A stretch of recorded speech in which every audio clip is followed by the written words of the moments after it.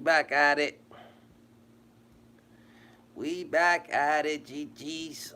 Life's what you make it, can't love it, can't hate it. It's gonna be simply what you make it.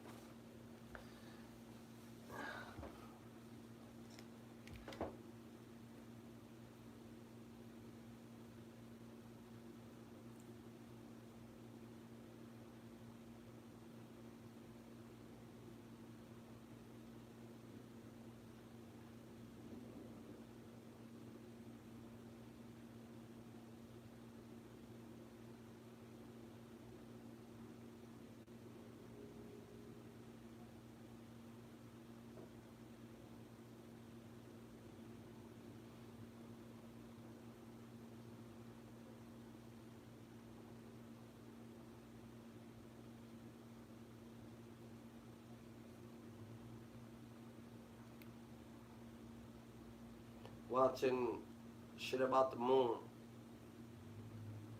No lie.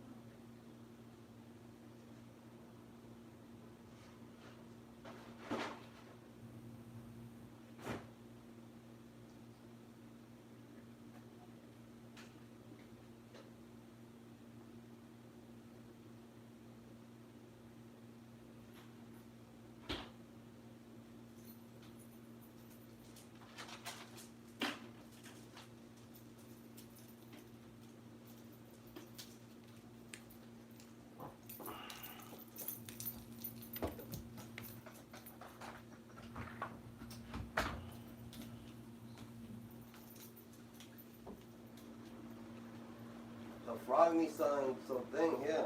You going to the thing?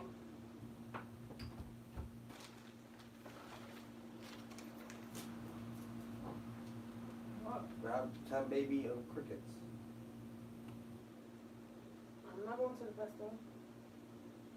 Go to the pet store. Alright, go to the pet store. It costs $1. They don't really. Yeah, they do. Just look for some seed, because the thing's gonna die. Right.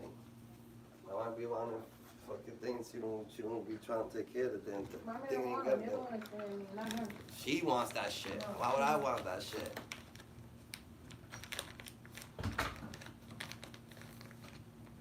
Baby crickets. Maybe something. Baby cockroaches, maybe something. Insects, flies. Mission that NASA just keeps evading or dismissing, like the speculation that the astronauts were most definitely not alone during their stay on the moon. One story that comes to mind is an experience that astronauts Buzz Aldrin, Neil Armstrong, and Michael Collins. Cause there is UFOs, nigga. There is UFOs, bro. There is UFOs. I know there's UFOs, Dundada. I know there's UFOs.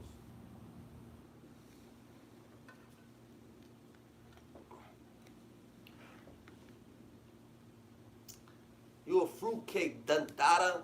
Fuck you mean? Bro, stop. Yo, y'all niggas be pushing to the limit, Dundada. Like, y'all niggas gotta calm down, Dundada. Real shit. That's just gonna get you hurt.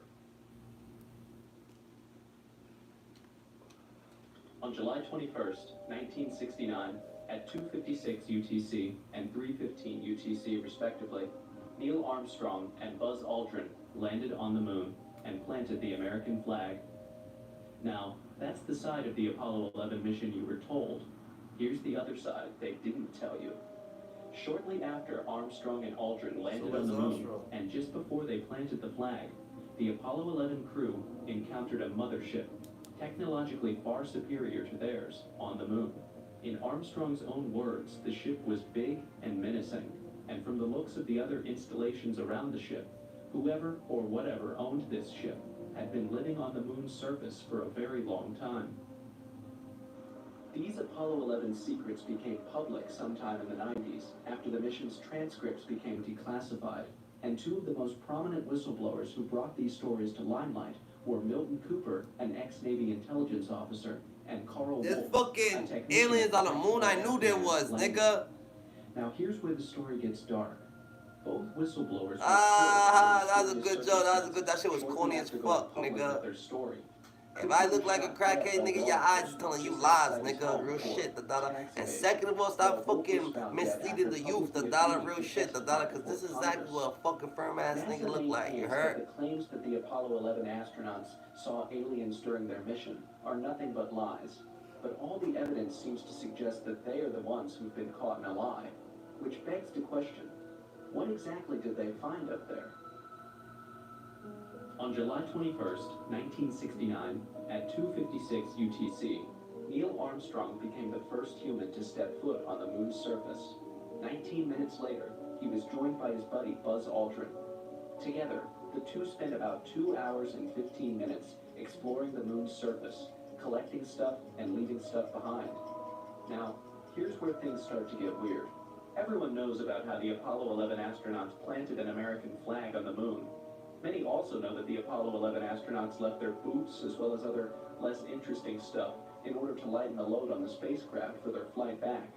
But only a very few people know that the astronauts also left behind a special disc containing goodwill messages from 77 world leaders.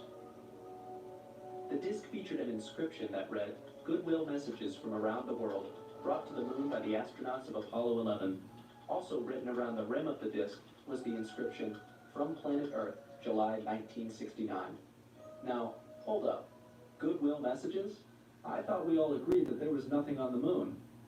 Leaving knickknacks and trash is one thing, but a message by very definition implies a receiver with the ability to decode said message. So why take goodwill messages, complete with your address, if there are no intelligent beings on the moon? Did NASA know something about the moon that the rest of us don't? Now, to be fair, this point could easily be explained away.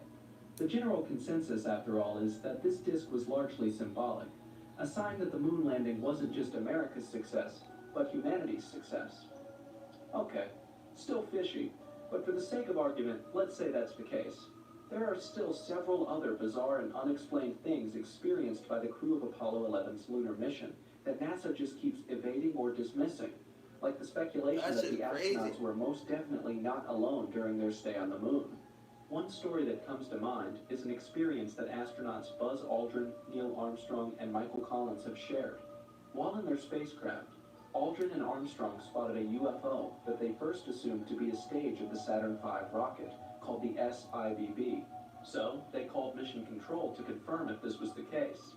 Houston's response, however, was not quite what the astronauts had expected. The object Aldrin and Armstrong had seen floating around couldn't possibly have been the SIVB, because the SIVB had already detached a long time ago and was, by that time, 6,000 miles away. So what exactly was this object floating outside their window, and why was it following them? This leads us to the two dominant theories that attempt to explain what the Apollo 11 astronauts experienced up in space. The first theory comes from Buzz Aldrin himself, the second man on the moon. In 2014, Aldrin hosted an AMA session on Reddit, where a user asked him about the sightings he observed while on the Apollo mission. In response, Aldrin explained that the UFO was likely one of the 4 panels that moved away when they extracted the lander from the rocket. The rays of the sun hit this detached panel, and the reflection became what the astronauts observed floating outside their spacecraft. The second theory, however, is far more interesting, and even a bit sensational. According to testimonies from ex-military intelligence personnel, the UFO that Buzz Aldrin and Neil Armstrong saw floating outside their spacecraft was very likely from an alien ship. But that's not even the biggest secret NASA is hiding. In 1969, author Sam Pepper leaked a top-secret Apollo 11 transcript that he claimed to have gotten from a high-ranking NASA That was official. Hitler. The transcript reveals That was the Adolf Hitler. conversation between Hiding NASA Mission on the Control moon. and the Apollo 11 astronauts on the day of the moon landing. The details of this transcript? Pretty damning for NASA. I'll try to isolate the most important parts. What the hell was it? That's all I want to know. These babies were huge, sir. They were enormous. Mission Control calling Apollo 11. Roger, we're here. All three of us, but we found some visitors. Yeah, they've been here for quite a while, judging by the installations. Mission Control, repeat last message. I'm telling you, there are other spacecraft out there. They're lined up in ranks on the far side of the crater edge. Sound incredible? Well, according to an ex-employee of NASA, Otto Binder, this conversation is 100% legit. It was picked up by some unnamed radio hams, which had their own VHF receiving facilities that allowed them to bypass NASA and overhear the conversations between Mission Control and the astronauts directly. And just in case you're still in doubt, Neil Armstrong would later confirm the conversation in that transcript. Shortly after the Sam Pepper transcript gained notoriety, another transcript surfaced. This transcript contained the details of a private interview between Neil Armstrong and an unnamed professor.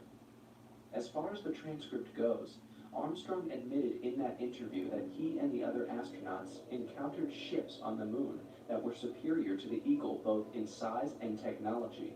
In his words, they were big and menacing.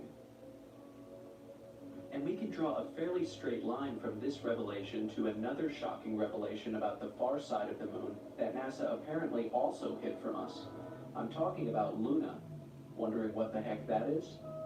Well, according to some UFOologists, the craters on the far side of the moon are actually a network of enormous tunnels and caves that lead to underground cities where aliens live, protected from the sun and other harsh realities of space.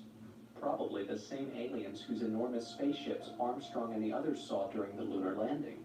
Anyway, as the story goes, NASA knows about this base, and even refers to the base as Luna. Milton Cooper, former naval intelligence officer, was one of the first people to bring this fact to public notice. According to him, during the Apollo 8 lunar mission in That shit 1968, crazy, yo. Apollo astronauts had both seen and filmed the alien base on the far side of the moon. Cooper also revealed that the alien base had huge alien crafts, motherships, and large mining machines.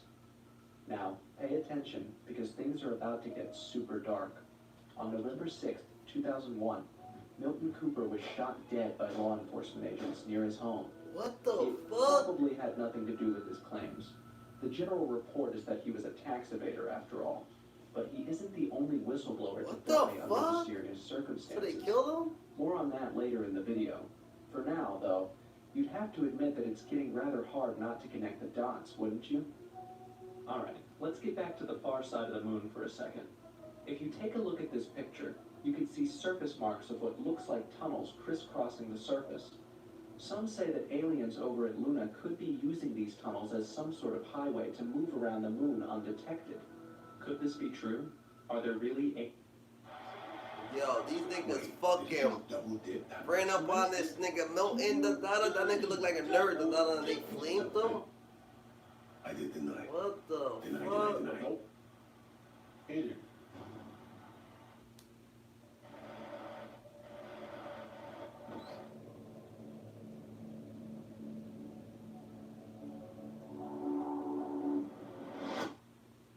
Never settle for ordinary. Not when outstanding is within reach. Floor and decor. This shit got real, bro. aliens on the moon zapping around above us and building civilizations that could come and wipe us out whenever they choose?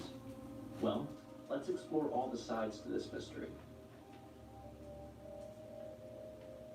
To begin with, the fact that the Apollo 11 astronauts encountered evidence of alien, very likely sentient beings on their trip to the moon is one that has been confirmed by quite a number of UFOologists, military experts, and even NASA employees. Take a look at this. Now, Aldrin would later come out to say that his statements in that interview were misinterpreted to make it seem as if he was claiming to have seen a UFO during his lunar trip. But here's another interview he granted on Fox News. Listen, we just about could have said, look, we see a UFO out the window going along with us. You know what would have happened? The public would have gone crazy. And we're smart enough to say, where is the upper stage rocket? We think we might be looking at that out the window. Indeed, indeed. Okay, thanks a lot, Neil. I appreciate talking to you always. Always the same here, my friend. Thank you very much. Buzz Aldrin. Would it still be misconstruing Aldrin to say that the astronauts saw way more than they chose to admit? Besides, when popular UFO enthusiast and documentary filmmaker James Fox spoke to Aldrin's sister, Faye Ann Potter, she revealed that her brother had actually told her that something followed them to the moon. Fox also claimed that Aldrin had initially agreed to an interview with him where the astronaut would tell his story, but then at the last minute, Aldrin pulled out of the interview because he was scared of being labeled a UFO nut. Well, Aldrin might have declined to share his story, but thankfully there were several others who weren't as hesitant. One of them was Maurice Chatelain. According to Chatelain's profile, he worked with NASA as a comms expert and even helped design the Apollo spacecraft. In 1979, Chatelain came out publicly to say that Neil Armstrong really did see a UFO on the rim of a crater on the moon, and that pretty much everyone at NASA knew about it. They all just decided to keep mum about it until many years after the incident. Not only that, Chatelain also revealed that NASA interrupted Apollo 11's radio transmission multiple times in order to keep the public from hearing about the alien encounters. In fact, according to him, all Apollo and Gemini flights were followed, both at a distance and sometimes also quite closely, by space vehicles of extraterrestrial origin. Flying saucers or UFOs, if you want to call them by that name, every time it occurred, the astronauts informed Mission Control, who then ordered absolute silence. And it's not just Chatelain claiming this. Even non-American scientists corroborated his story. One of them was Dr. Vladimir Azizas, a Soviet physicist and mathematician. Here's what Dr. Azizas said. According to our information, the encounter was reported immediately after the landing of the module. Neil Armstrong relayed the message to Mission Control that two large mysterious objects were watching them after having landed near the moon module. But his message was never heard by the public because NASA censored it. Speaking of censorship, shortly after the 1969 lunar mission trip, NASA claimed to have lost a considerable amount of high-quality footage that was supposed to be broadcast on national TV. If you don't get why this is weird, consider the fact that this was the same NASA that literally just put men on the moon. How could they have just misplaced such high-quality footage? Were they trying to destroy information? Well, pay attention now because you're about to learn a largely unknown fact about NASA. According to the National Aeronautics and Space Act of 1958, which created NASA, the agency can withhold classified information in the interest of national security. And that's kind of weird because what in space could be a national threat to the U.S. government? Isn't space supposed to be inhabited by celestial bodies and nothing else? The whole thing doesn't make any sense except there's something else in space that the U.S. government knows about but isn't willing to admit. In any case, NASA's legal right to withhold classified information Why do you think we keep might going be to weird, space? given that NASA is supposed to be a civilian They're not going in the agency. water. They don't But think there's at least stuff it in the does water. They explain think there's shit in NASA's culture space. of doctoring space images before releasing them to the public. Yes, according to whistleblowers, nearly all the space images you see from NASA have been airbrushed to filter out UFOs. But for the sake of time, we're only going to look into the testimonies of two of them, Donna Hare and Carl Wolf. Donna Hare claims to have worked in Building 8 at the Johnson Space Center. By the way, Building 8 houses the photo lab of the Johnson Space Center. While working as an employee there, Hare said one of her colleagues told her how his job at the lab was to airbrush any evidence of UFOs from NASA photos before they were released to the public. That particular day, I walked into the photo lab in the restricted area, and this was between missions. One of the gentlemen I had been friends with, and I still talk to occasionally, he pointed my attention to one area of this mosaic. It was one panel of a mosaic, which are several panels put together to form a larger picture. And these were either, I believe they were satellite pictures. I'm not sure. They were aerial, looking down. And I said, this is really interesting. He explained everything. And then with a smile on his face, he said, look over there. And I looked, and in one of the photo panels, I saw a round white dot. And at the time, it was very crisp, very sharp lines on it. And I said to him, what is that? Is that a dot on the emulsion?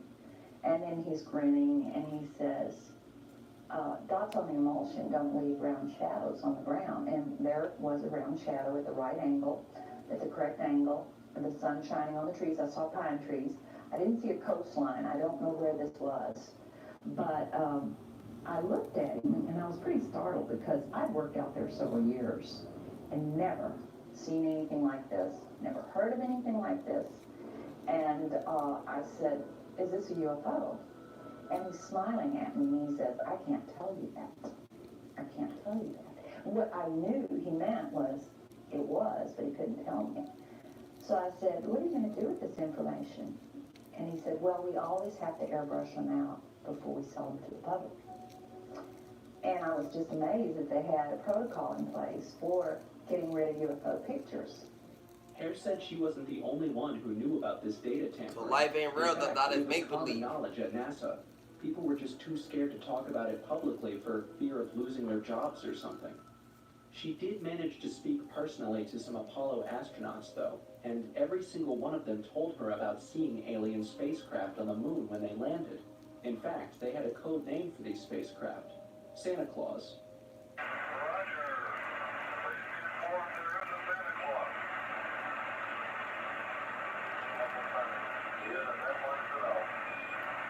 Now, when Hare first came out to make this claim, she was tarred and feathered by the public, who called her a conspiracy theorist and many other ugly names.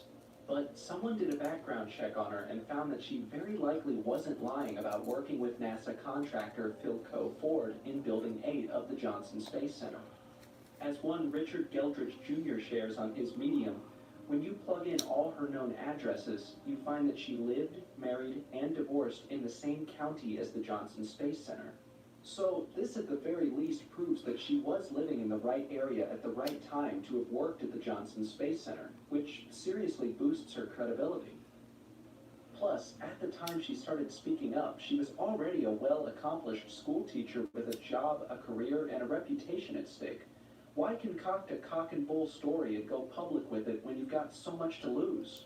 Besides, she wasn't the only one making this claim. As I mentioned earlier, there was another whistleblower with a She's similar a teacher, so claim, she wanted to Sergeant teach. Carl Wolf. She wanted to tell us the truth. Carl Wolf You see, was a technician real eyes, who real worked for the lies, Director of real Intelligence truth. at the Tactical Air Command headquarters. We realize in real Langley. truth too. When people According telling to the truth. him, he was They try to once cover it invited up. to an Yeah, we NSA know. facility They're telling the to truth. fix photographic equipment that had failed. NSA stands for National Security Agency, by the way. Now, normally, Wolf didn't have clearance to enter into the facility, but he was the only one with the necessary skills to do the repairs available on that auspicious day. So his clearance level was raised so he could enter into the facility.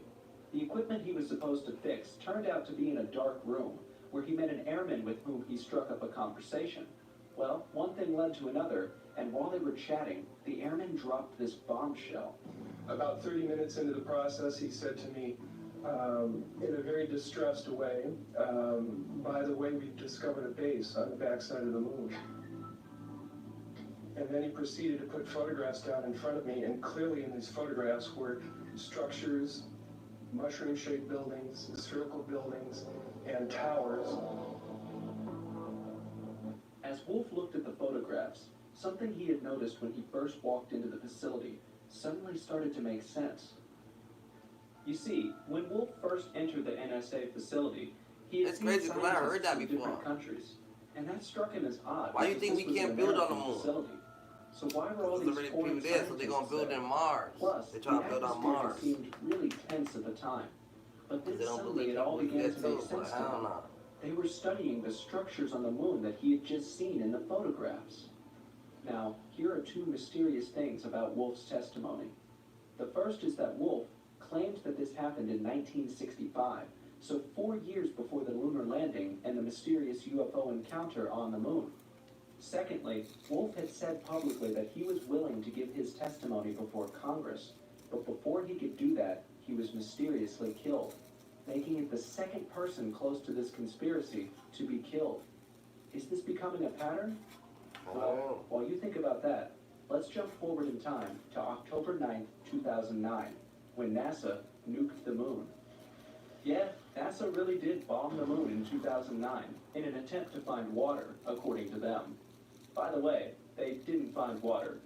And this has led many to wonder if perhaps water wasn't really what NASA was after in the first place. And here's an even bigger question we all need to ask ourselves and NASA.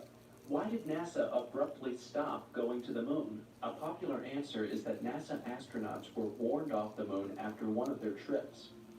Of course, NASA claims this is an urban legend, but how else do you explain how, in spite of huge achievements such as seeing the far side of the moon and even landing on the moon, NASA didn't go back for decades? Were they just bored with life-changing, history-defining accomplishments? Or was there something more sinister at play? Alright, when we started out, I told you we were going to explore this mystery from all plausible sides. We've looked at one side, but here's another equally valid side that we cannot overlook. To begin with, one thing to keep in mind is that Buzz Aldrin has continued to insist that statements that seem like he was claiming to have seen a UFO on his lunar mission trip were taken out of context. And this is backed by senior NASA scientist David Morrison. Morrison explains that the reason NASA took the conversation about the detached panels away from the open communications channel was because they were worried that their statements would be misconstrued. Pretty much like they are being misconstrued now. Nigga, there's fucking a whole base on the moon though. And you learned this shit from right here that I didn't know that shit. A whole base on the moon, nigga. There's a whole fucking city on the moon. There's a whole fucking continent on the moon, nigga. UFO on their mission. As for the whistleblowers, as is the case in most situations, many of their claims aren't backed by real evidence. Wolf, for instance, claims that an airman in a dark room had told him about a base on the far side of the moon while he worked for NASA or the NSA. Whatever the case, doing this would have meant that this airman breached national security, which meant that he should have been prosecuted, but that didn't happen. Maurice Chatelain's claims similarly do not hold up, especially because, as it turns out, he wasn't a NASA employee at all. He only worked for a space contractor in Los Angeles, so his testimony is shaky at best. And since there's a fucking base on the moon, bro. Ezeza, that also makes the latter's case shaky as well. That shit crazy. In fact, many of the sources usually associated with the claims that NASA is lying about an alien base on the moon have come out to say that they were either misquoted or outrightly lied against. For instance, Leonard Stringfield of the mutual UFO network MUFON was quoted as saying, if the government released one little bit of what happened on the moon, it would be the story of the century. But he has denied ever saying anything of the sort. There was also a report that John Schuessler claimed to have worked with astronauts at NASA who told him stories about NASA finding an alien base on the moon. But he's also denied the claim, saying that his words were misquoted. That brings us to Donna Hare. Though a seemingly still alive. credible Better be. witness, Hare also has a few discredits to her testimony.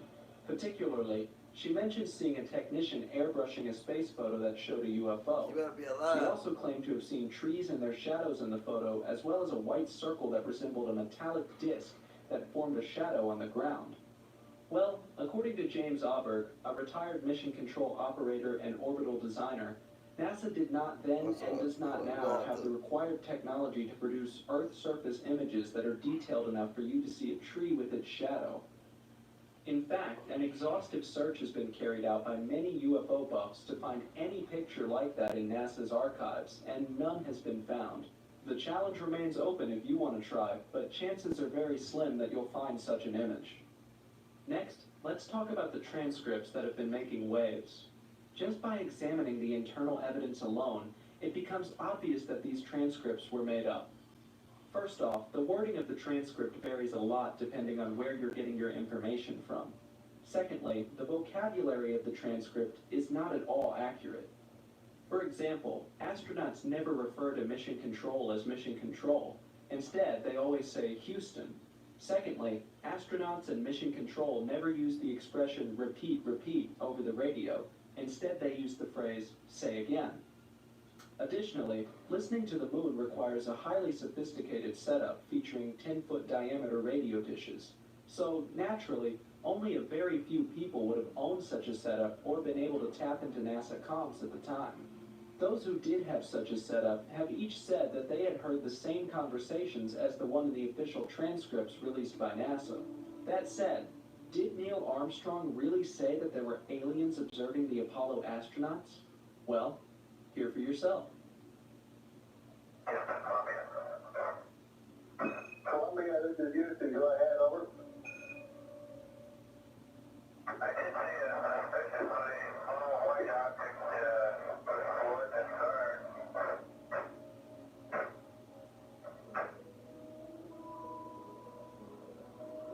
Go ahead with the coordinates on the small white object.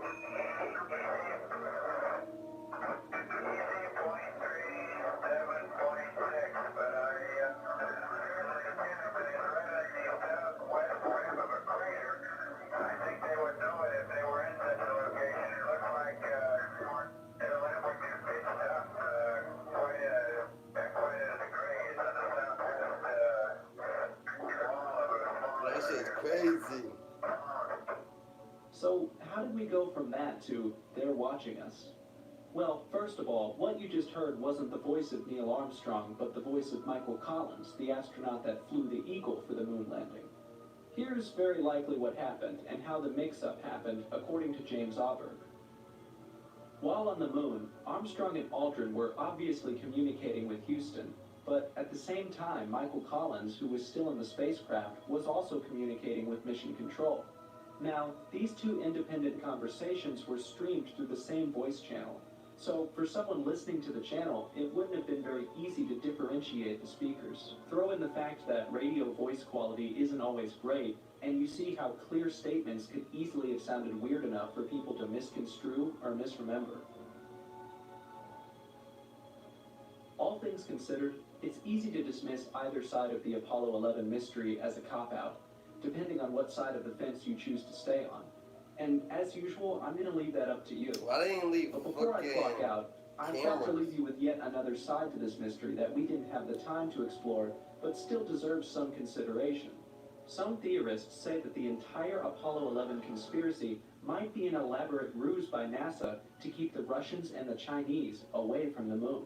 According to these theorists, NASA probably set up a secret base on the moon decades ago, and in order to divert attention away from it, decided to fuel speculations of aliens on the moon to get their rivals disinterested in exploring the moon.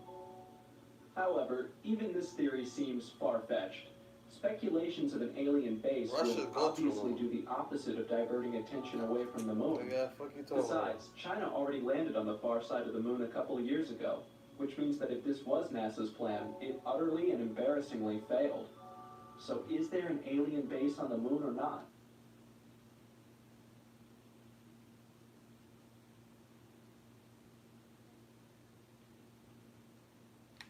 Niggas don't fuck with Jigga, man. See you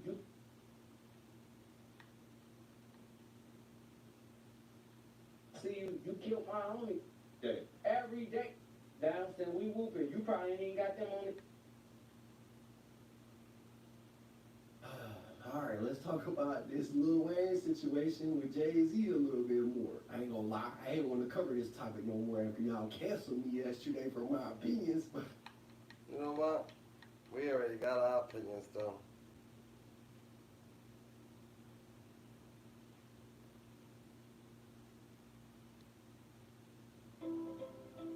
Big news! Green Pan is bringing healthy cooking to the countertop with a touch.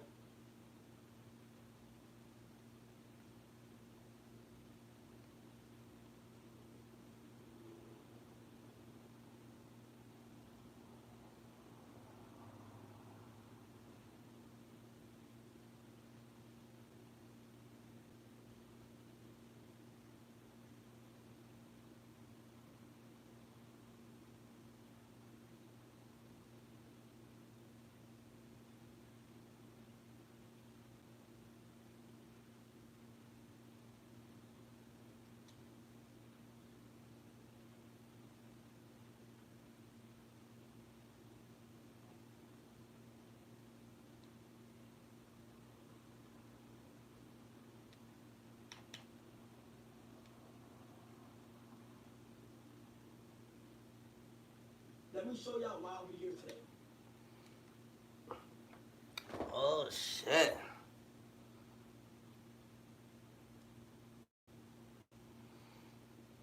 Yo. Yo. Yo.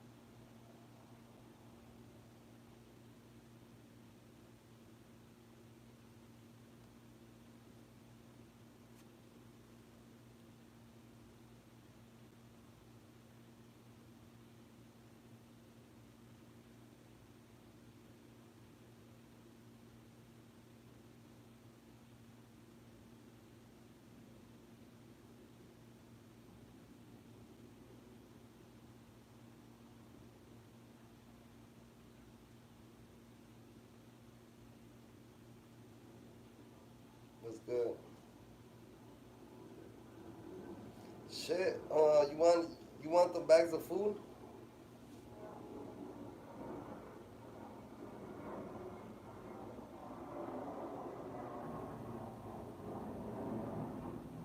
Do you want them bags of food that I told you that I have for you?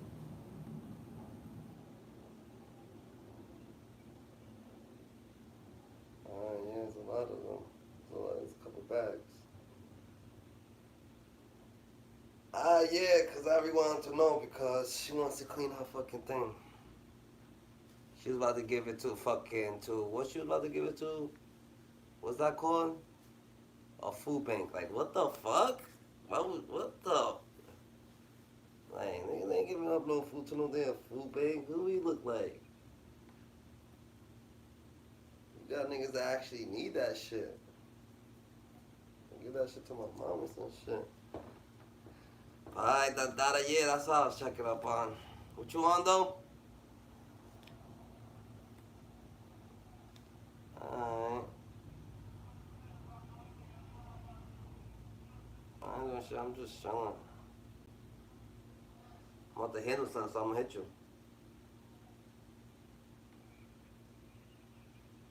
Alright.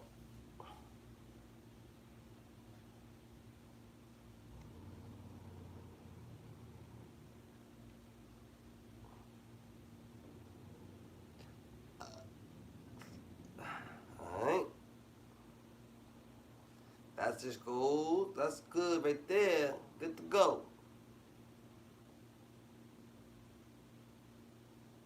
Good to my verse on.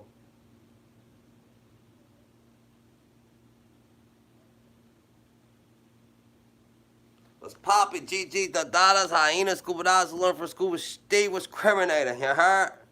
You heard? What's poppin' with you? You good? Alright, let's get back. Yo, what the fuck?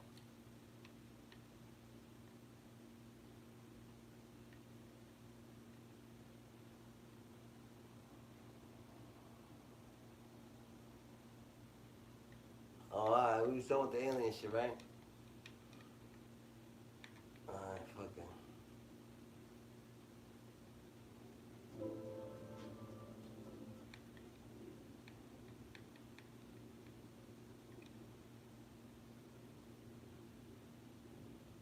yourself in the shoes of an average North Korean citizen.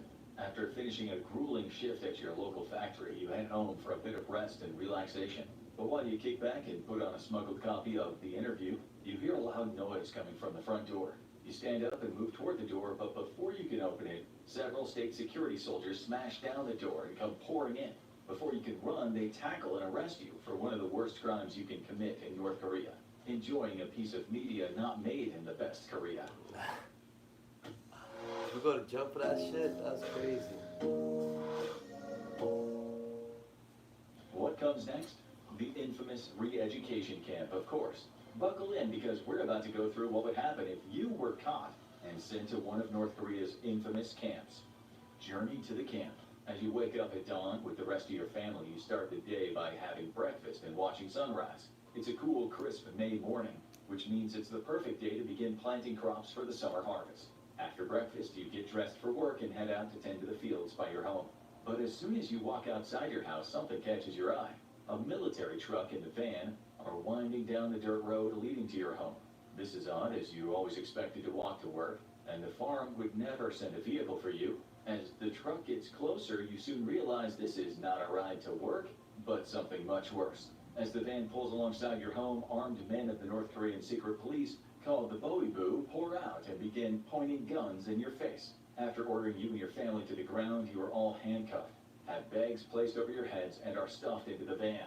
And while you can't see it, soldiers from the truck begin entering your home and throwing all of your belongings into the truck. But you don't know this, since you're just focused on what's going to happen next. After what seems like an hour, the van suddenly stops. You and each of your family members are separated and taken inside a small prison. Here, each one of you is taken to a separate interrogation room, handcuffed to the table, and forced to wait. As you wonder what's going to happen next, you start to think of what they're doing to your family. You hear screams from down the hall. Is that your mother, your brother, your father? You don't know, and you don't dare turn around, lest the Boebu are watching you on the camera. Due to the cramped room you're in with no windows, you have no idea how long you've been in there until finally a man in a suit walks through the door. Unlike the younger, malnourished guards in military uniforms, this man is older, fatter, and wearing nice clothes. As soon as he sits down, he begins screaming at you to confess your crimes. However, you don't know what to say, since you haven't done anything wrong.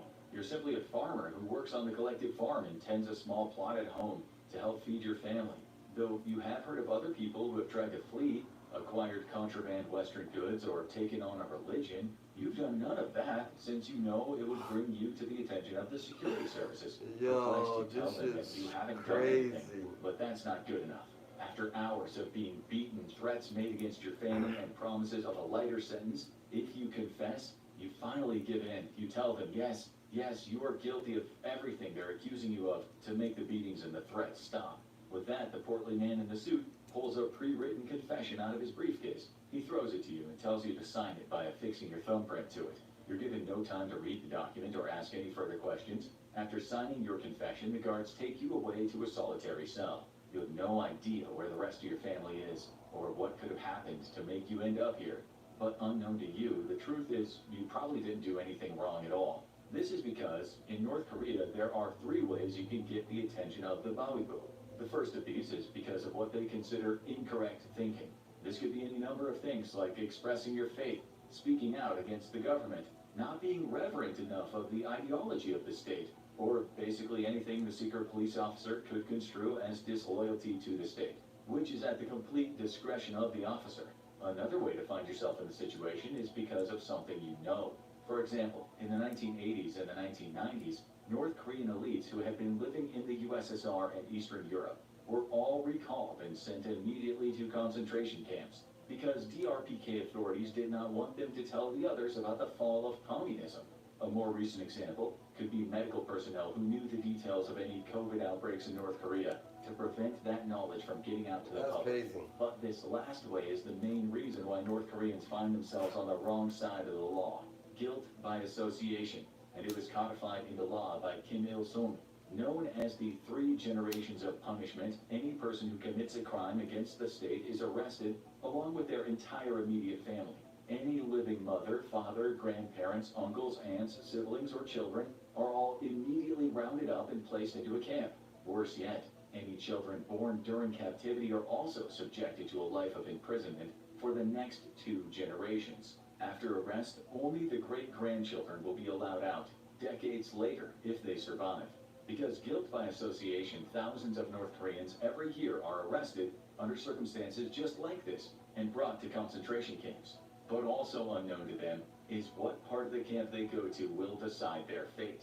In North Korea, there's a place inside prison camps called a special control zone. Those unfortunate enough to wind up here have absolutely no hope of release. They will die in prison. Those not in this zone may be released, but only after years or decades of hard labor, abuse, and neglect. Arrival at the camps. As the van pulls into the camp's front gates, you're startled at how massive the place is. Situated in between mountain ranges, the camp is a sprawling complex, stretching dozens of miles in either direction. Once the van stops, you get out and the guards take off your handcuffs. But as soon as you start walking, one of the guards knocks you to the ground with a rifle butt to the stomach. He tells you that you are nothing but a dog and shall enter the prison like a dog. After crawling on your hands and knees through the prison. You know, Coach Prime, health insurance does leave a gap. That's like gives people money to help close that gap. Oh, Coach Brown got one on the lab too, man. See, that's how you hold up the trophy. Trust me. Get help with expenses health insurance doesn't cover. Find an agent, get a quote at afflac.com. Y'all ready? Never let go. Never let go. Never let go. Life's been hard on you boys since the world. Prison gates, guards pick you up and tell you and the other new arrivals to march to the registration office. As you walk toward the registration office, you can't help but gaze at the walking dead around you. Men, women, and children of all ages mill about. They march in silence as they head to and from work details, guards flanking them in either direction. You notice that most have clothes made of literal rags or burlap sacks. Many don't even have shoes. Every prisoner you see is emaciated and starving. Even worse is the smell. Alright, we need to look out of the real shit. We can't be having, let's see, North Korea.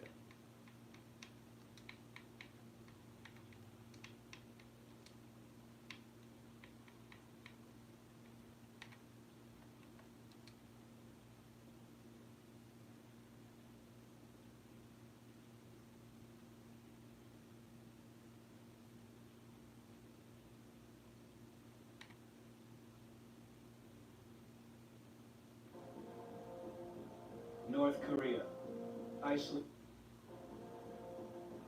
North Korea, isolated from the rest of the world, ruled by a dictator, a country whose people suffer from international sanctions because their ruler instills terror in the world. We're traveling through the world's most secretive country. Our first morning in the capital of Kim Jong-un's empire. About 3 million people live on the banks of the Taedong River. It is a privilege to live in Pyongyang. The government controls who gets to move here and who doesn't.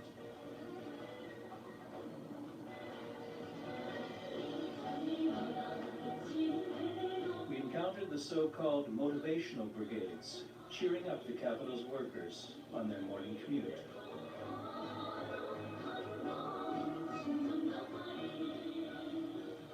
For our first excursion to Korean everyday life. This is crazy. Immediately, we learned that impromptu interviews are not allowed.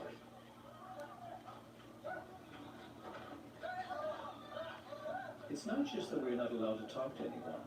It is not permitted for North Koreans to come in contact with foreigners. What the fuck? They came and talked to us. Volleyball is the most popular recreational sport in the country, our guides tell us. Tennis is another trend, they say. Finally, they do permit us to talk to a player. We ask him why the sport is important to him. Oh, he could talk to him? Our people have to become fit to be able to defend ourselves against the Americans. What the fuck America gotta do to you, Together, nigga? we'll defeat the enemies. That is our people's first duty. But is he really afraid?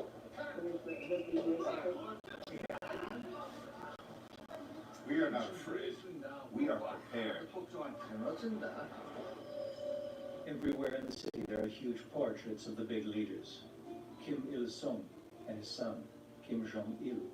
The father of the Kim clan's youngest dictator, Kim Jong-un.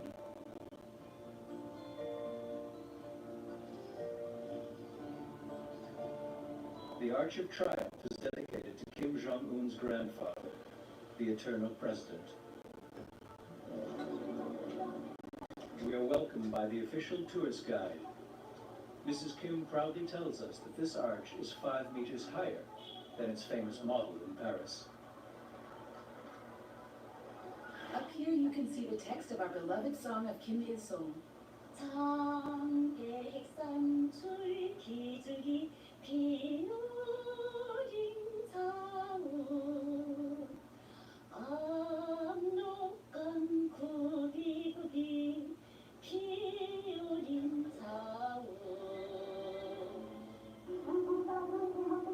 Pyongyang looks a lot like a Russian city, but there is also a distinctive Chinese influence. Whatever the Kim family's youngest offspring announces in this capital is not only law, but also a promise.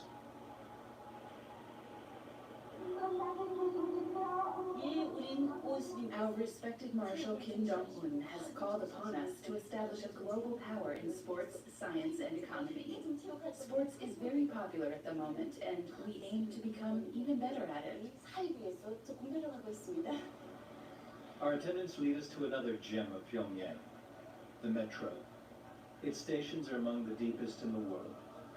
In the event of war, they are supposed to provide shelter from airstrikes.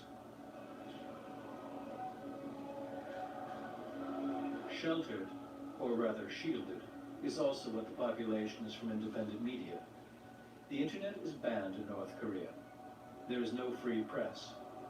The only source of information available are public newspapers, which only spread propaganda.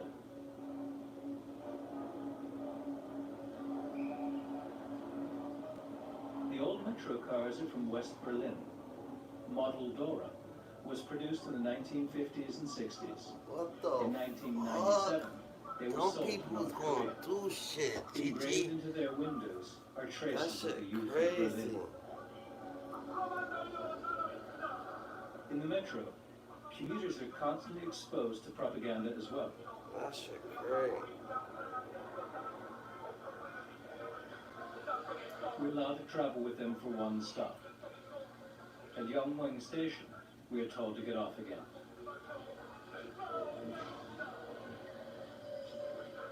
We are visiting the kindergarten, Gyeongsang.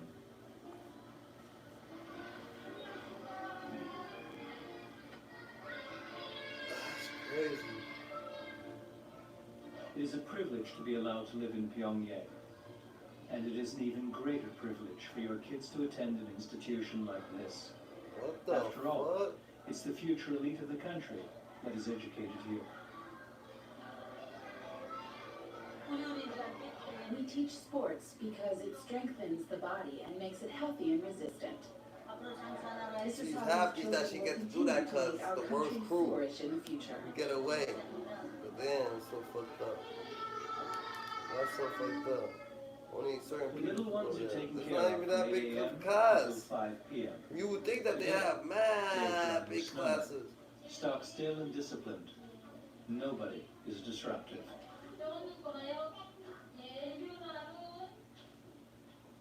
Look at the E in the fucking pencil. Suddenly there's a blackout. Everybody remains surprisingly calm, as this happens frequently.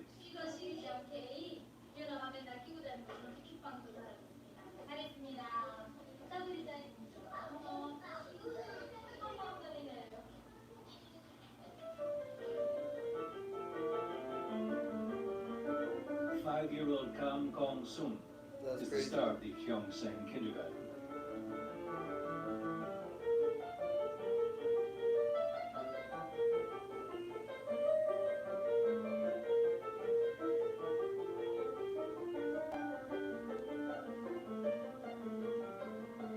Prelude in D minor by Johann Sebastian Bach.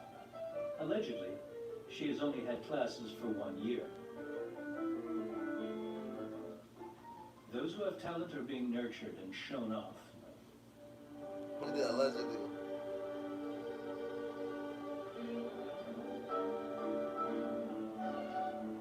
Nah, they got Another talent. highlight. The kindergarten orchestra is giving a special performance in 3/4 time in our honor.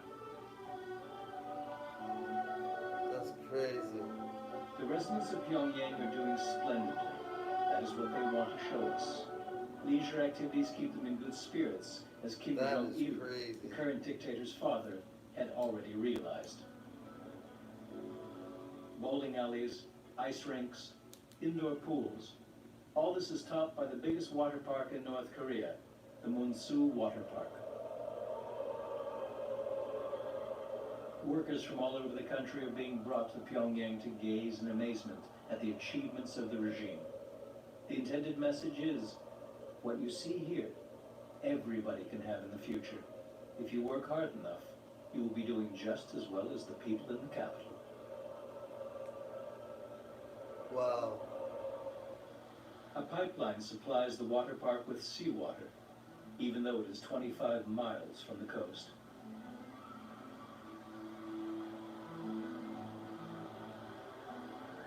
As always, our attendants try to keep a distance between the visitors and us. That's crazy.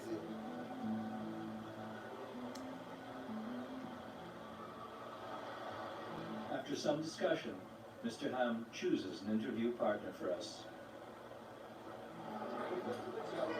I'm from the country, and I'm visiting the capital with my delegation. After many other stops, we have come to this water park today.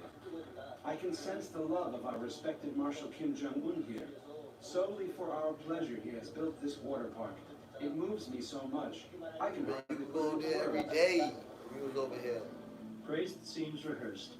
For the leader and his love for the people, that manifests itself in everything. We are shown the restaurant, the cafe, and the hair salon.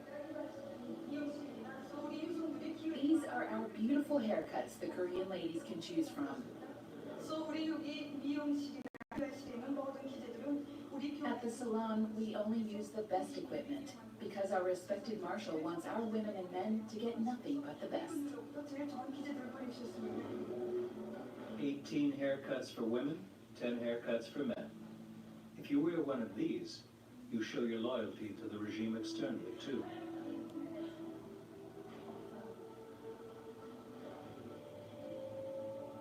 The regime of a dynasty that has created its own world, with its own chronology even.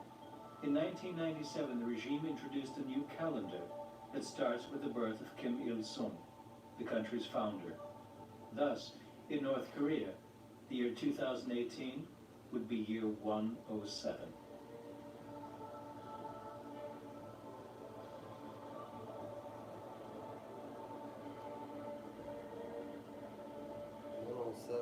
The brave new world of Pyongyang even houses a riding club. As far as noblesse is concerned, it rivals Western premium stables. Again, we encounter groups of visitors from the countryside, having come here to have a look and to marvel. Based on our observation, those who look on are common people, while those on horseback seem to be members of a higher social class. This is the first and only riding club in our country, but we are planning many more in other cities.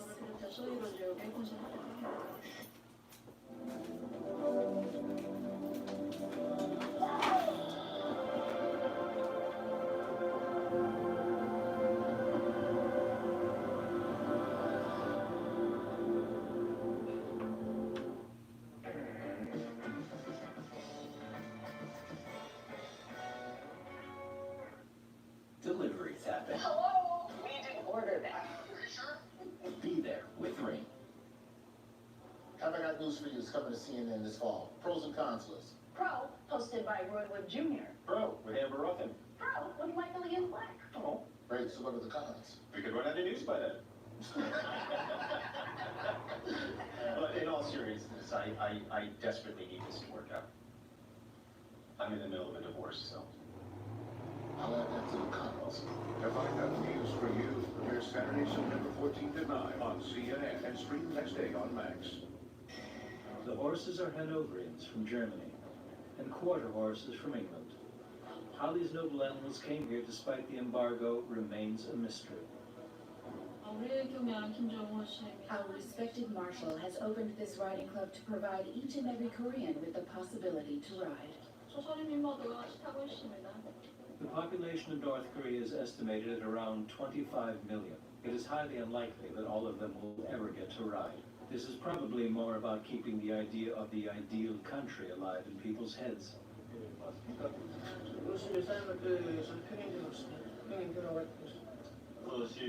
he's on a visit by the lab of respect Marshal Kim Jong-un. 그러니까 어디서 왔습니까? 네?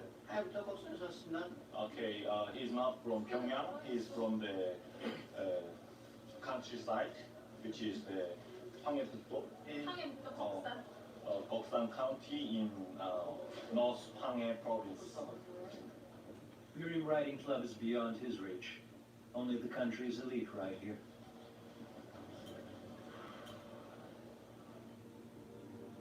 Through dark Pyongyang, we head back to the hotel. We keep seeing uniforms. With 1.3 million soldiers, North Korea's army is the fourth largest in the world. There's no freedom of travel in North Korea. Those who want to travel need a permit, especially in the capital.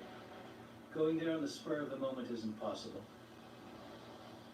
Those who live here, or at least can send their child to a boarding school, have achieved quite a lot in Kim Jong-un's system. Right next to the huge 1st of May Stadium, there is a flagship project of North Korean sports, the Soccer Academy. Thousands of students each year are hoping for a place in this elite school. Only about 30 children are selected per year. For those chosen few, it is maximum commitment and loyalty to the regime.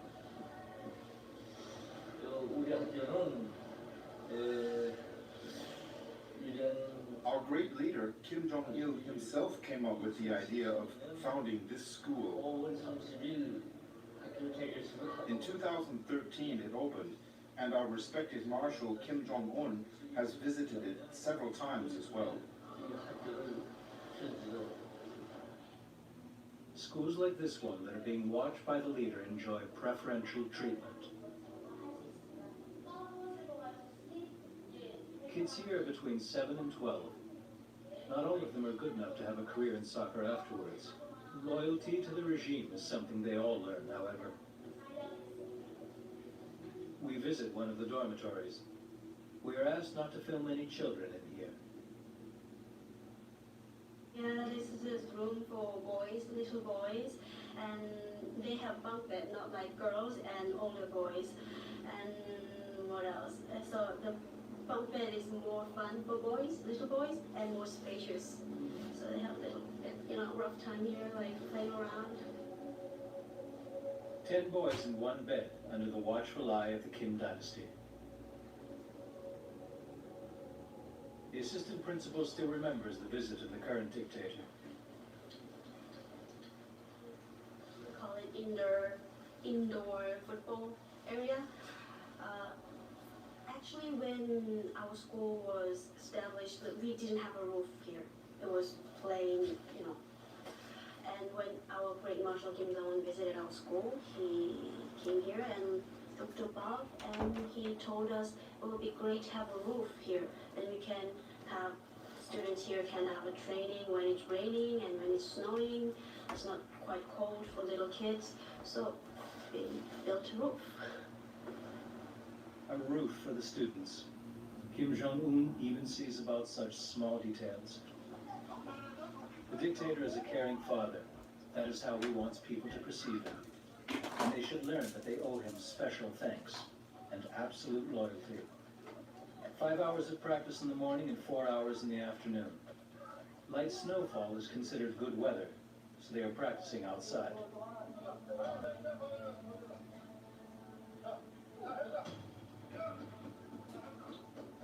A request to speak to some of the boys is denied at first. Like I told you before, we have to provide the students all the conditions, normal conditions, like every day. Or the school doesn't want to break any, routines. It's not good for them. Routine aside, the assistant principal makes an exception for us. We are allowed to ask one boy what he likes best about his school. It's just great to be able to learn and practice at this school that the great leader built for us. It fills me with great pride. A totalitarian state leaves no room for protest or even spontaneity during childhood. The next morning, we are taken to the Pyongyang department store, where food is being offered in addition to everyday commodities. Price tags are off limits. Those who can pay in the currency of the big nemesis, the USA, in dollars. The others have to pay large sums in North Korean won. Every citizen receives a certain amount of rice and cabbage for free. Everything else is expensive, especially imported goods, even pickled cucumbers and garlic. The shortage is not evident, but palpable everywhere. We are told apartments were usually unheated, even in Pyongyang, and often have no electricity. We are driven to the city's first gym. We are curious as to what will await us there. The interior is luxurious, but it is icy cold as well. The energy shortage doesn't spare anybody. Kim Jong-un himself has opened this gym. Red stickers commemorate the big day by indicating which of the machines he looked at during his visit. I am a gym instructor and usually work on the second floor. Employees act as guests for us, as there seem to be very few visitors here.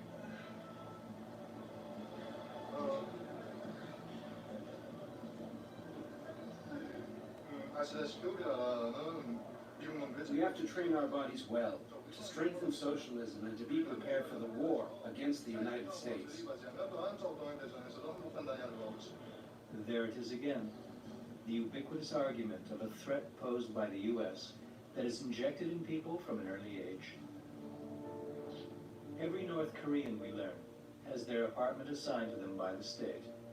We suspect there are considerable differences between them.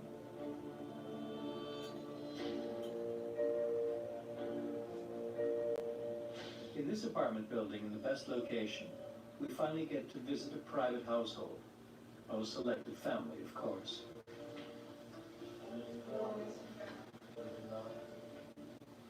Only Mrs. Kim Mi-ran is home. Everybody else is absent. With her children, her husband, and her grandparents, Mrs. Kim inhabits incredible 2,350 square feet. Her grandfather is a professor who has been rewarded for his loyalty to the regime with this apartment. The family does not pay any rent. Doubtlessly, we will only hear positive things about life in North Korea. Kim Mi-ran's husband played in the temporarily unified national soccer team of North and South Korea in the early 90s. He was the only one on the unified team to score a goal. Souvenirs from his big performance in the Indonesian capital, Jakarta. This is our kitchen. The big water bucket reveals running water is not an everyday reality here either. A can of Nescafe, a real luxury. It costs about $15 US in North Korea, which is more than 10% of an average monthly salary.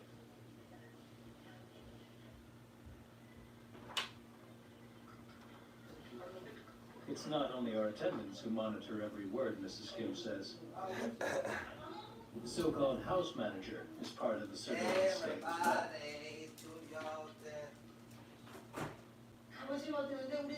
My husband and my grandparents were abroad many times. Yet every time they come back, they say, even though it might look beautiful and sparkle more elsewhere, our country is the best, because it is the only place where you can live well and happily. Mrs. Kim and her family belong to the upper class. Someone like her has every reason to praise the regime. Many things are left unsaid or remain hidden, to us as well as to North Koreans themselves. On this trip, we did not learn what is inside people's heads. Individuality is frowned upon. Every citizen has to unconditionally submit to the values of the Kim dynasty, at least outwardly. That is the #1 rule in this mysterious country.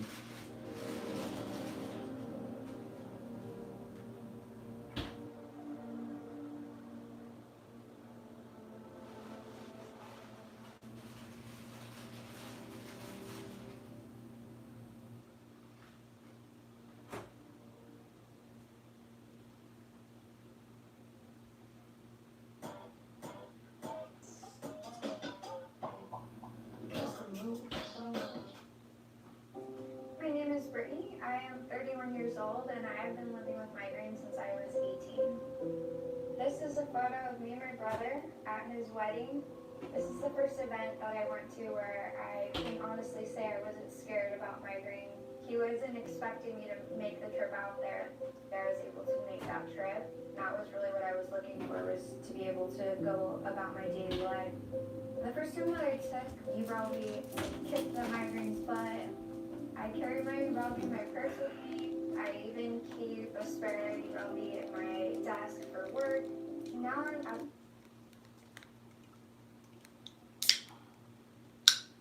Yeah, we done with North Korea.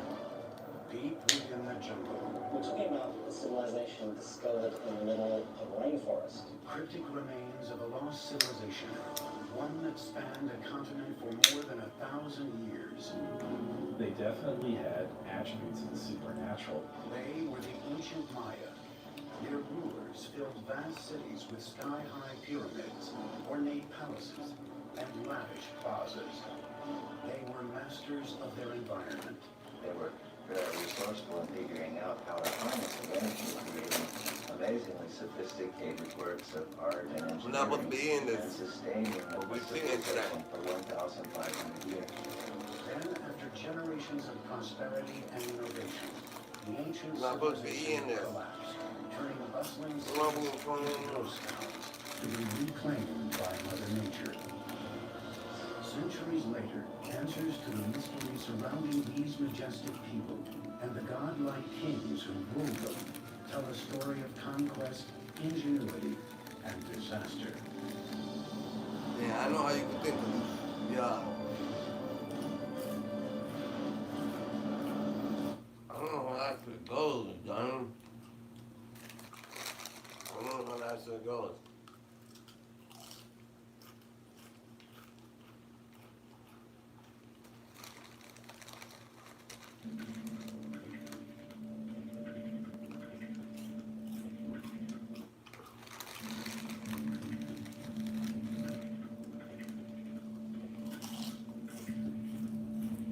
Imagine a place where the mere thought of freedom is a distant fantasy, where every day is a brutal struggle for survival, and where even the air you breathe is tainted with fear.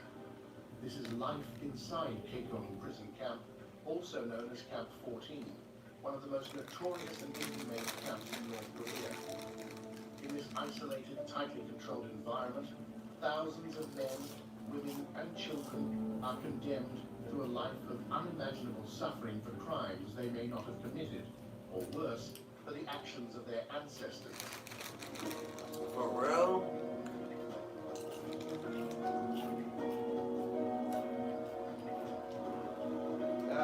For most, Camp 14 is a death sentence disguised as a labor camp, a place where hope is extinguished and the concept of human rights is non-existent. But the world would never have known the horrors of this place had it not been for the miraculous escape of one man who lived to tell the tale. Join us as we take you deep into the heart of North Korea's darkest secrets. He escaped, they mad he escaped. Struggle of those imprisoned in the total control zone of Kachin prison camp. Prepare yourself because life inside Kachin prison camp is worse than the death penalty. Kachin prison camp, Kachin prison camp or Kachin internment camp, also known as Camp 14, is a labor camp in North Korea for political prisoners. To make matters worse, this prison also holds the descendants of alleged criminals. In a chilling extension of punishment, not only the accused, but also their descendants endure a life sentence of forced labor under oppressive conditions. Children as young as toddlers are imprisoned, essentially receiving a life sentence before their lives genuinely begin, perpetuating a cycle of imprisonment that spans generations. The labor camp was established in 1959 and is located in central North Korea. To the south, the camp is surrounded by water, and to the north, there are mountains. On the opposite side of the river beside the camp is another concentration camp, Camp 18, making it difficult for anyone to escape from this hellish place. The prison camp has farms, mines, and factories along steep mountain valleys, and all the prisoners, including children, are sent to work every day. There are overcrowded barracks for all the prisoners. It also has guard housing and administrative buildings.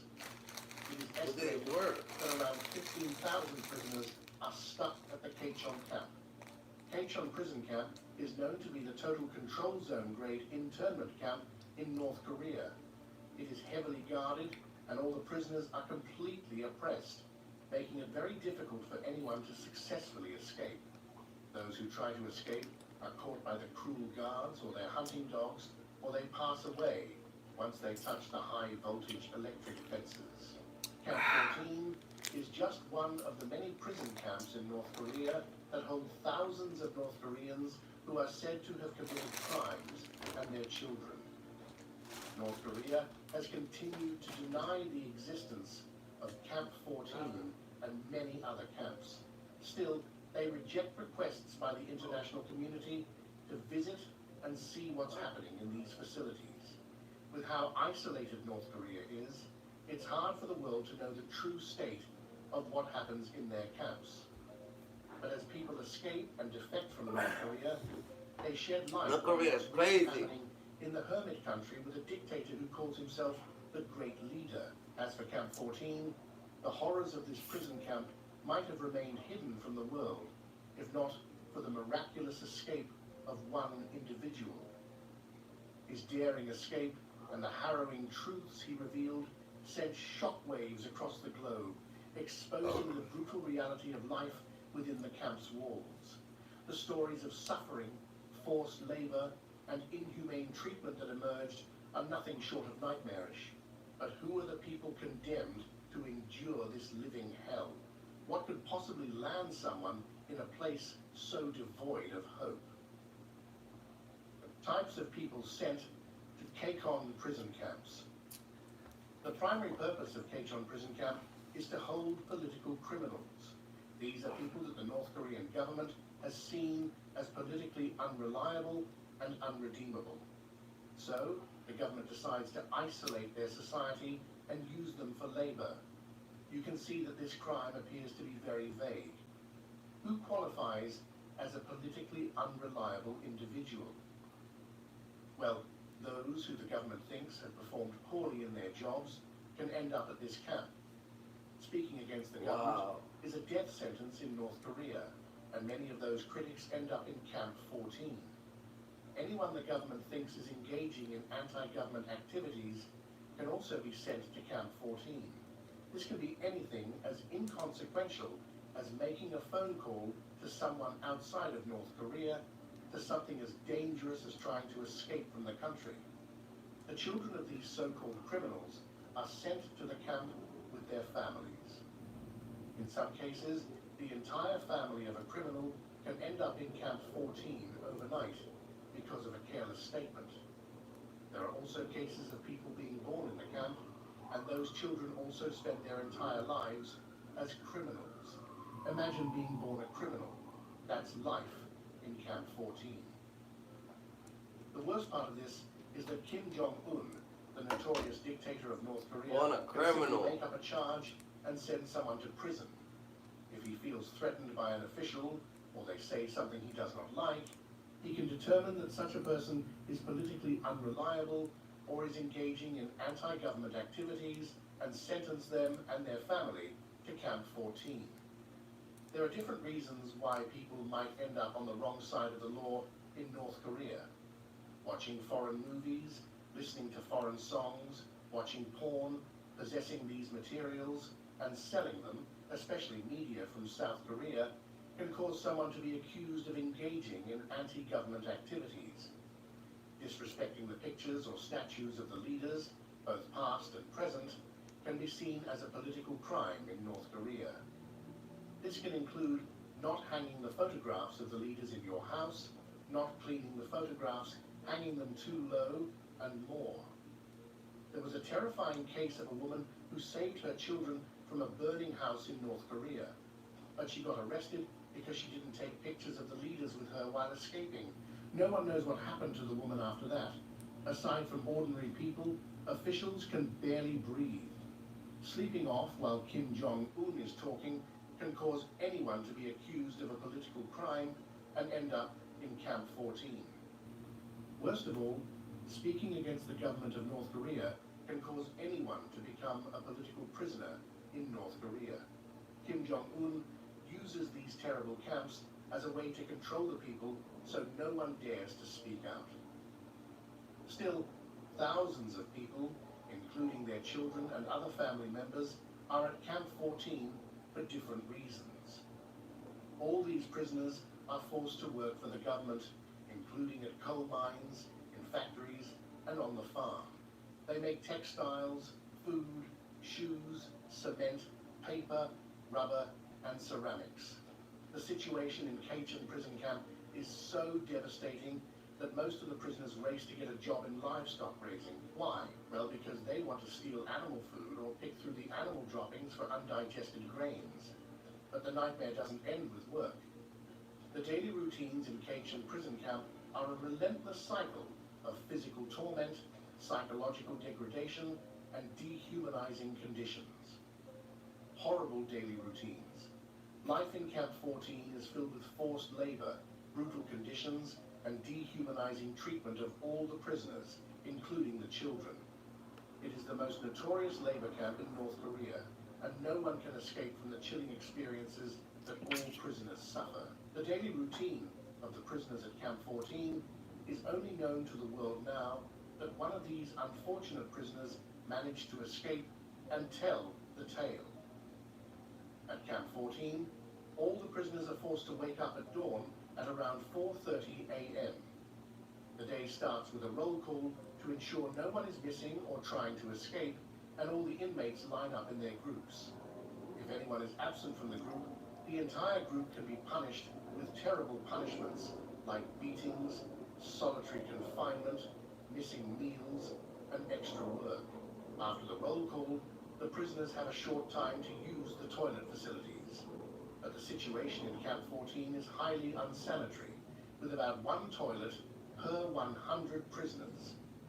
With hundreds of people trying to use the toilet and the lack of hygiene, soap and water, it's hard for anyone to keep up with the time set by the prison guards. By 5 a.m., all the prisoners are sent to their labor sites.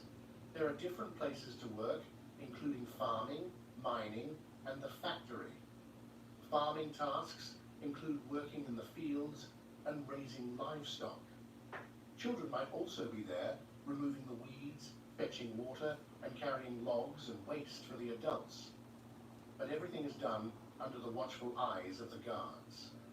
The prisoners don't have a single chance to rest and are stuck with back-breaking work. Those in the mines have it worse. Many people stuck at Camp 14 end up injured or pass away because of the dark, dangerous tunnels, harsh conditions, poor safety measures, and more. Then, at the different factories, they produce various products that are sent out of the camp for sale. The government can save on labor costs while these prisoners are stuck with a punishing pace, frequent beatings, and arduous tasks. The workday is so long that sometimes it goes into midnight, depending on whether you have finished your quota for the day. Prisoners who don't meet their daily quota end up with terrible punishments like flogging or solitary confinement. On some days, after a long day of being forced to work and abused by the guards, the prisoners have no choice but to attend ideological education sessions. There, they are forced to memorize propaganda, eventually breaking their spirit and forcing them to conform. Those who cannot recite what they have been taught can suffer more punishment. There's always a chance to be punished in North Korea, whether it's for incomplete work or not learning the propaganda properly. After the evening roll call, they eat dinner. Using any free time, the prisoners wash their clothes, prepare their uniforms, and look for other food. There's no such thing as new clothes at Camp 14. Prisoners are given the clothes of those who have died, or in very few cases, were released. Even when it's time to sleep, the prisoners can never have a comfortable night. The barracks have little comfort.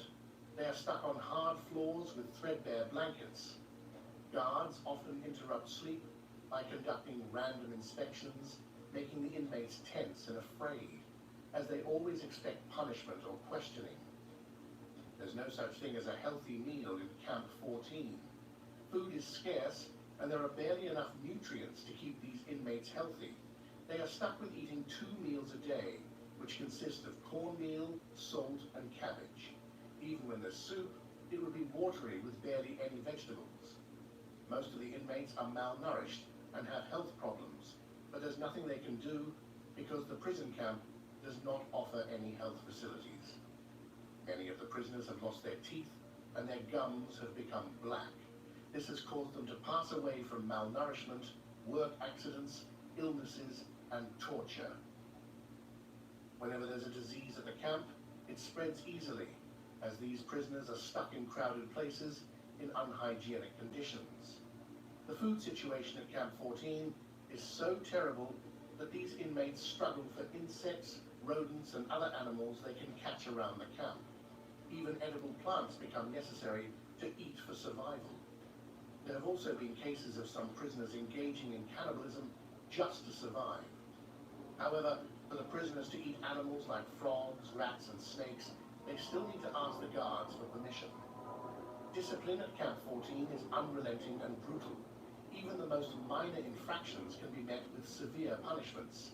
These guards can even make up punishments and use them to torture the prisoners.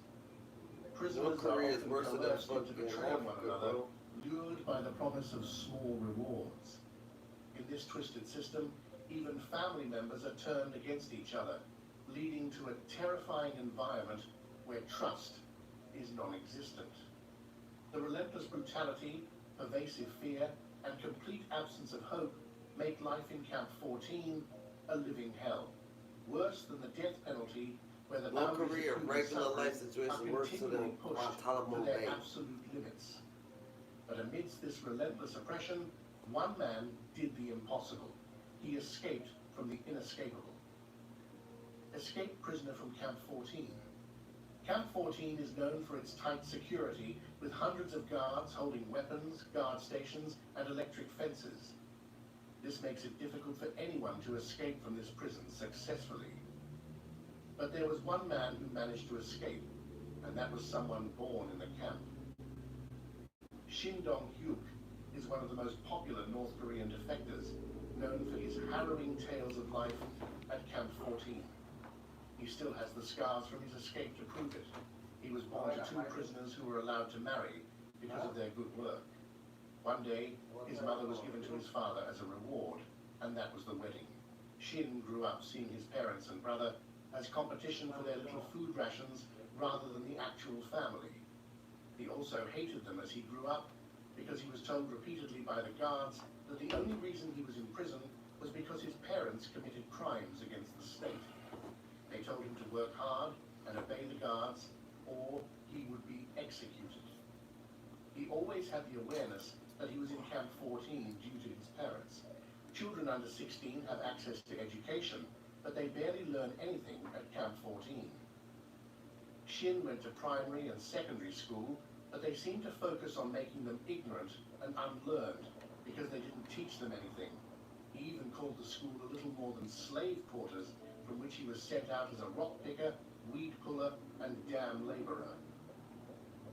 Their education did not include propaganda and basic information about North Korea. Shin grew up seeing so much violence at Camp 14, witnessing dozens of executions each year. One day, when he was 6, he was in class when his teacher started a surprise search. So, The teacher checked the pockets of all the 40 students in the class. In one of his female classmates' pockets, there were 5 kernels of corn. The girl was ordered to kneel in front of the class, and after repeated strikes, the girl collapsed and passed away. But the next day, the teacher was back in front of the class without consequences. This was not the first murder that Shin had seen, but the first informal one. The prison guards have the green light to punish anyone that they want. Even he could not escape from the violence in the camp. Once, he accidentally broke a sewing machine. This caused his right middle finger to be cut off by his supervisor. From childhood, he learned how to survive by eating insects and rats and reporting other inmates. His habit of reporting other inmates did not exclude his family, and he soon made a mistake that cost him his family.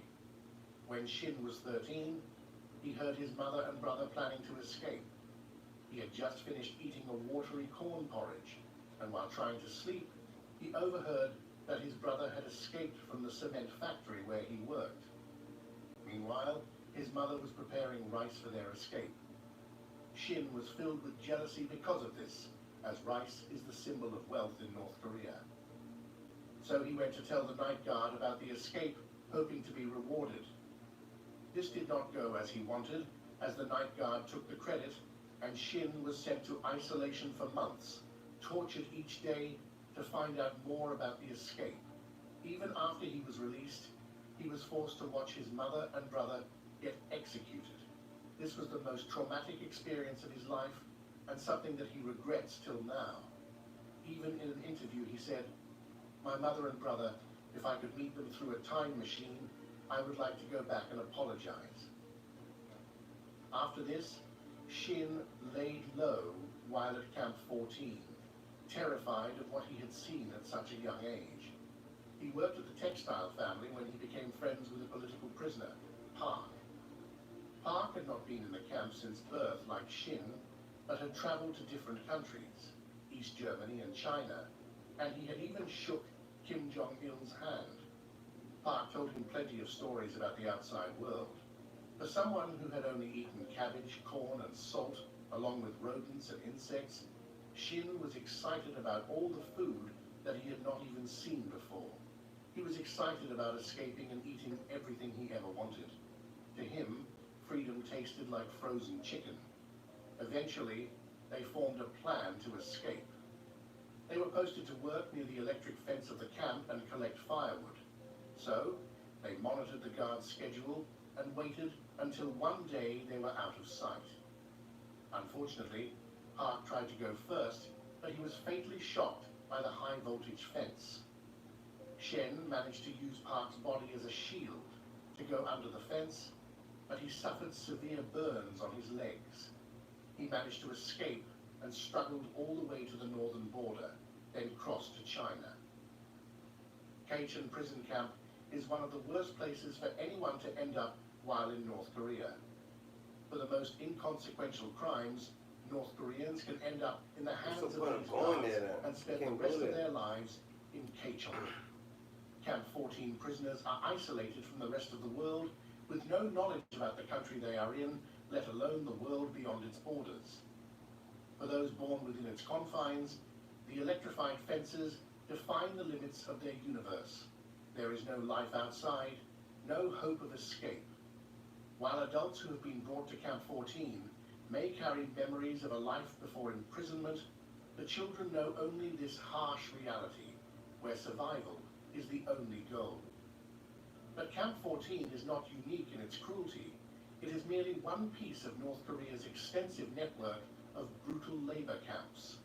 Just across the river lies Camp 15, another hellish compound where prisoners face similarly grim fates. Camp 15 in North Korea. Camp 14 is not the only place where prisoners end up in North Korea. There are other terrifying and dangerous prison camps in North Korea where people can end up committing different crimes. Camp 15, also known as Yodok concentration camp, contains so-called enemies of the state who are punished for political misdemeanors through hard labor. The camp camp is divided into two. There is a total control zone for people who are politically unreliable, those who committed crimes against the regime, Christians, and returnees from Japan. Those who end up in this camp are never released. Then, there is the revolutionary zone, which punishes those for less serious crimes like listening to foreign media. They are released after serving their sentences. The prisoners at Camp 15 also suffer from poor conditions like those in Camp 14. They all live in dusty huts with no heating of any kind. Most of them get frostbite and swollen limbs during winter.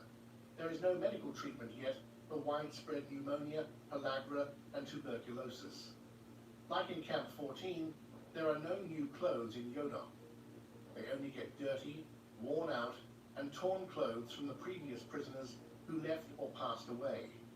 Most of the prisoners are overworked and are forced to report on each other. They perform hard labor every day, and they are practically slaves. Even with the risk of serious work accidents, there's no exemption from work. At least in Camp 15, the education is better, as children learn about the leaders and the country. If prisoners cannot memorize propaganda and other ideological education, they are not allowed to sleep, or they get fewer food rations. But the horrors of Camp 14 are far from the only brutal reality in North Korea's vast network of prison camps. As shocking as it may seem, even more sinister places like Camp 25 exist, where the nightmare of imprisonment takes on an even darker dimension. North Korea's Camp 25. Another prison camp in North Korea that is full of deadly struggle is Camp 25, also known as Chongjin Concentration Camp.